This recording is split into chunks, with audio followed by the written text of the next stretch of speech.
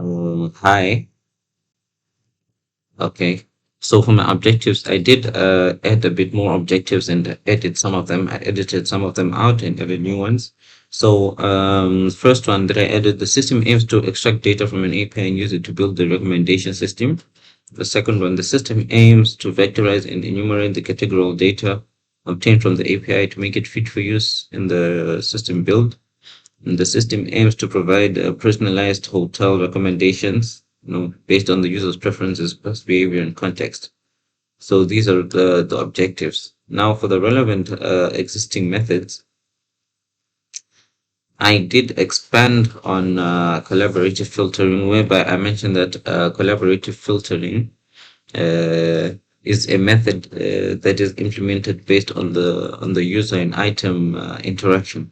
So if the user likes or comments or shows an interest in an item, that is the interaction that we're talking about. And I did expand on it, whereby I mentioned there is memory based approach. In this memory based approach, the system employs statistical techniques to find a set of users known as neighbors that have a history of agreeing with the target user. This can mainly be done in two ways, which are user-based and item-based approaches, right? So in the user-based approach, the system evaluates the rating for user U in item I by considering how many other users have rated item I. So we are looking at the number of neighbors that are close to user U that have liked the same items. So we're going to recommend the things that the number of users or the number of neighbors around user U have liked, right? And we also have item based approach, whereby the system for item based approach, the system is going to consider the rating of item I by user U by taking into account how many other items that are similar to I that the user has rated.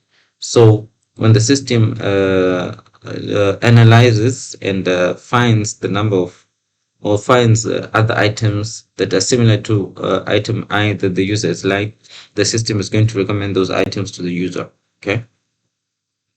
Then here as part of the implementation of the collaborative filtering recommendation system, we have what we call a similarity measure. That's where we're looking at how similar a user and other users are. So we have different similarity measures, and this one for the equation below, the Pearson correlation coefficient is one of those similarity users that we can use to measure that similarity measure, right? So where RIC is the rating of the item C by user I, AI is the average rating of user I for all the correlated items. And then the below one is for cosine similarity. So cosine similarity just measures the cosine angle between two vectors. And then we also have model-based approach. Model-based approach is whereby a system learns and gains knowledge such that it develops a model from the user ratings.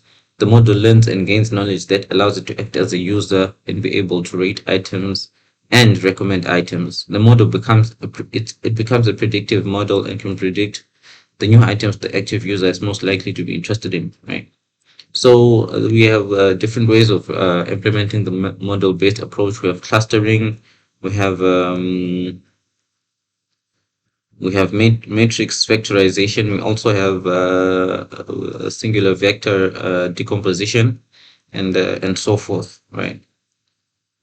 So we do talk about the disadvantages of collaborative filtering, whereby it mainly suffers from the problem of cold start, sparsity problem, whereby we don't get enough users to interact with the items such that there is less data for the system to build its recommendations on. Then we also have content-based approach, whereby I did mention that this is based off the features of the items. So if a user likes certain features, then the system is going to learn that and based on those features, it's going to recommend certain items to the user.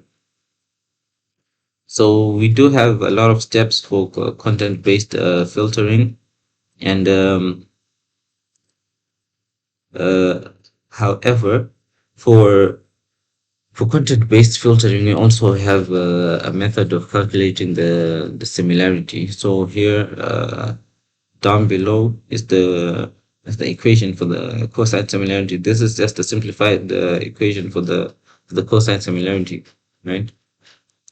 In molecular form, the cosine similarity is per the equation below.